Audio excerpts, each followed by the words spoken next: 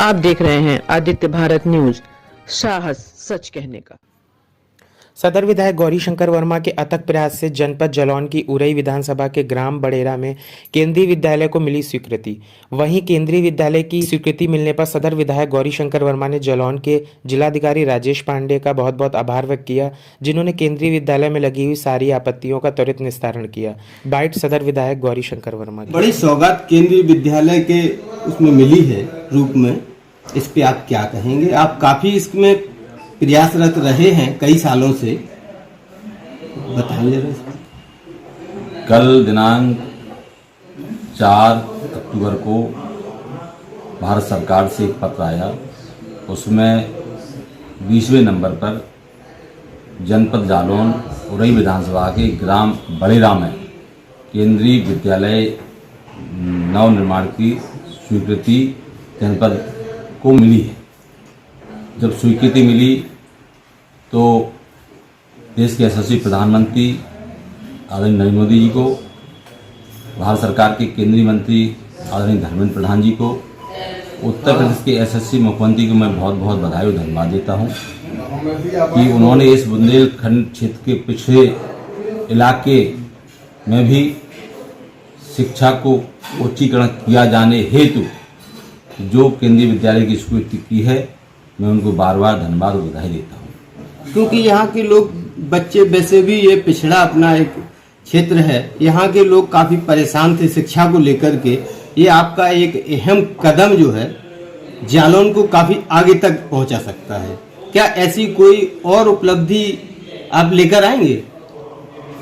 मैं जब 2017 में चुनाव लड़ रहा था, उस समय आप सब पत्रकार साथियों ने मुझसे पूछा था कि आप चुनाव लड़ रहे हैं, आप विधायक बनेंगे तो आप जनपद में क्या क्या प्रयास करेंगे। तो मैंने कहा था पानी, बिजली, स्वास्थ्य, शिक्षा और स्वास्थ्य की विशेष रूप से हम ध्यान रखें। तो लगातार प्रयास के बाद मेडिकल की दिशा सुधरी, सड़कें अच्छी हुई, हर घर तक, हर मंजिल तक रोशनी पहुंची, हर घर को जल से नल मिला और गांव में भी शिक्षा का उच्चीकरण हुआ। लेकिन जब मैंने देखा कि केंद्रीय विद्यालय की अति आवश्यकता है, उसके लिए मैंने कई अधिकारियों से बात की तो उन्होंने कहा कि यहाँ केंद्रीय विद्यालय न होने के कारण मेरे बच्चे या तो कानपुर या झांसी या लखनऊ में पढ़ते हैं। मुझे भी अनुभव हुआ कि जैसे ही शनिवार की छुट्टी होती है और अधिकारी सारे लखनऊ या कानपुर चले जाते हैं, तो उनका यही कहना था कि यहाँ अच्छी उच्च शिक्षा ना होने के कारण हम बाहर अपने बच्चों को पढ़ाते हैं और बाहर अपने परिवार को रखते भी हैं। तो इसलिए मेरा प्रयास हमेशा रहा। मैंने सदन में भी, उत्तर प्रदेश की विधानसभा में मैंने बोला था, मुख्यमंत्री को, आदरणीय योगी जी को मैंने पत्र दिया।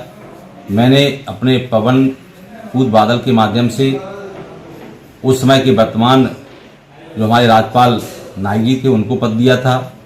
कई बार मैंने पत्राचार किया, कई बार जांच होने के लिए आई। उस समय की जिलाधिकारी महोदय ने कई जगह दिखाई, लेकिन वे जगह उचित न होने के कारण बार बार पत्राचार होकर फिर लौट जाता था। तो मैंने कई बार फिर प्रयास करना शुरू किया। तो 2022 का चुनाव आया तो आप सब पत्रकारों ने पूछा कि आपने केंद्रीय विद्यालय की मांग की थी, अभी तक कहाँ पहुँचा है। तो मैंने कहा कि आप चिंता मत करो, मैं प्रयास करूँगा कि केंद्रीय विद्यालय जालौन में खुले। उसके बाद मैं मुख्यमंत्री से मिला तो उन्होंने कहा कि केंद्र का मामला है, एक बार शिक्षा मंत्री से जाके आप बात करिएगा। मैं भारत सरकार के शिक्षा मंत्री आदरणीय धर्मेंद्र प्रधान जी से और हमारे मानव संसाधन की राज्य मंत्री ज्योति निरंजन जी, उनसे भी मिलता रहा था। लगातार 2 साल के अंतर में धर्मेंद्र प्रधान से 4-5 बार मिला तो उन्होंने कहा जब केंद्रीय विद्यालय की देश की सूची आएगी उसमें आपका जालौन शामिल हो जाएगा, ये मैं आपको वादा करता हूं। और उसी की देन है कि बार बार जो धर्मेंद्र प्रधान जी से मैं मिला, उनका स्नेह और प्यार मुझको मिला और उसी कारण है कि आज जनपद जालौन में, वो भी उरई विधानसभा में केंद्रीय विद्यालय की स्वीकृति मिल चुकी है। इस केंद्रीय विद्यालय को मिलने की स्वीकृति में मेरे जिलाधिकारी राजेश पांडे का भी अहम भूमिका है, क्योंकि कई बार आपत्तियाँ आई, उन्होंने आपत्तियों को निस्तारण करते हुए पत्रावली भेजते रहे हैं। जब निस्तारण हर चीज़ का हो गया तो हमारा जनपद केंद्रीय विद्यालय में शामिल हो गया। और आज मैं जनपद जालौन की जनता को, उरई की आम नागरिक को मैं बहुत बहुत बधाई देता हूँ कि जो क्षेत्र की मांग थी, क्षेत्र की इच्छा थी, वो आज पूरी हुई है। और इस केंद्रीय विद्यालय के माध्यम से हमारे अधिकारियों के बच्चे पढ़ेंगे, हमारे दूर दराज जनपद के बीहड़ से आने वाले जो बच्चे हैं उनका टेस्ट होगा और उनका भी एडमिशन होगा।